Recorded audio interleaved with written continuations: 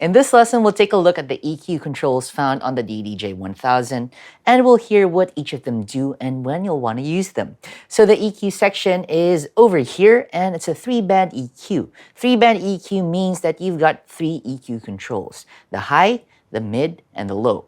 Moving these knobs clockwise increases the gain of those frequencies, known as a boost, and when you move them anti-clockwise, they decrease the gain of those frequencies, known as a cut. Boosting a frequency lets you hear more of it, and cutting lets you hear less.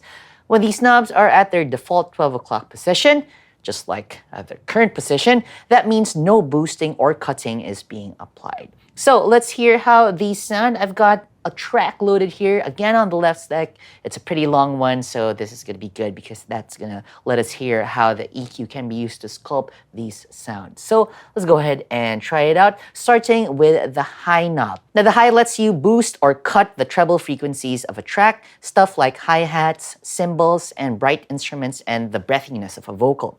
Add too much and a track will sound shrill and even painful, and cut too much and it'll sound dull and lifeless. So let's try that out. I'm going to hit play. Let's try moving the high knob. So I'm going to move it clockwise first, so you can hear it being boosted.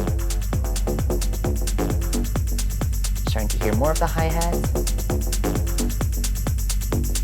more of that sound, more of the bright cymbal. There you go. Move it back to the default. Now let's try cutting that. So you hear less of the cymbals. And as I said, the track sounds dull and lifeless the more that you cut out the higher frequencies from the track. Okay, cool. So that's it for the highs. Now let's talk about the mids. The mids let you increase or decrease the mid frequencies, and the mid frequencies contain the body of a lot of instruments and vocals. So that's stuff like synthesizers, guitars, male and female vocals. All of those rely on mids in order to be heard in a mix. If you add too much mids, a track sounds boxy or honky, and if you cut too much, it sounds hollow. So let's try that again. I'm going to play the track. This time, let's try moving the mid knob. We move it clockwise. You can hear more of that synth going. And if you add too much, it starts sounding a bit honky. Cool. Move it back to 12 o'clock position. Now let's try cutting the mids. And the synthesizer seems to drop from the mix, right? The more that I cut the mids out. And fully anti-clockwise, and it sounds like there's a hole in the middle of the entire track. So that's how important the mids are.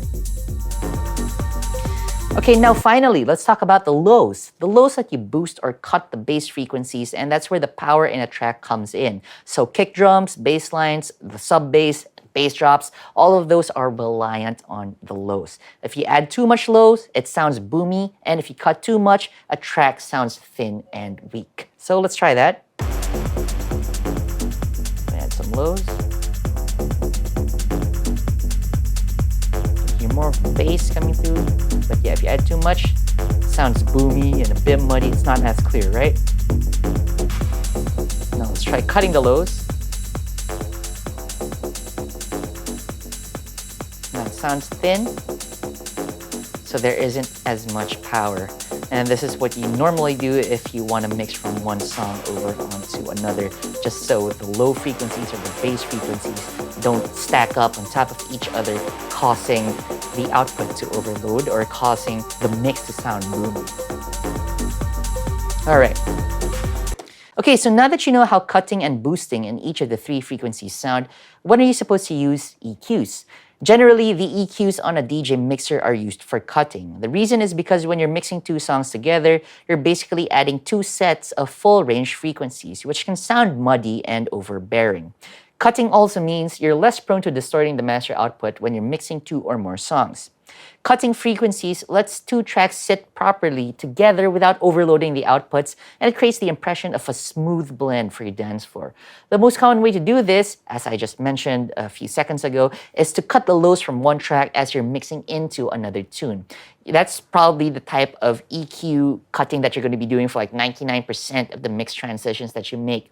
There are some instances though where you'd want to cut the highs and the mids if you're mixing in like 3 or 4 tracks. You can choose to cut the highs and mids in less important songs or loops to make room for the more important ones to pop out.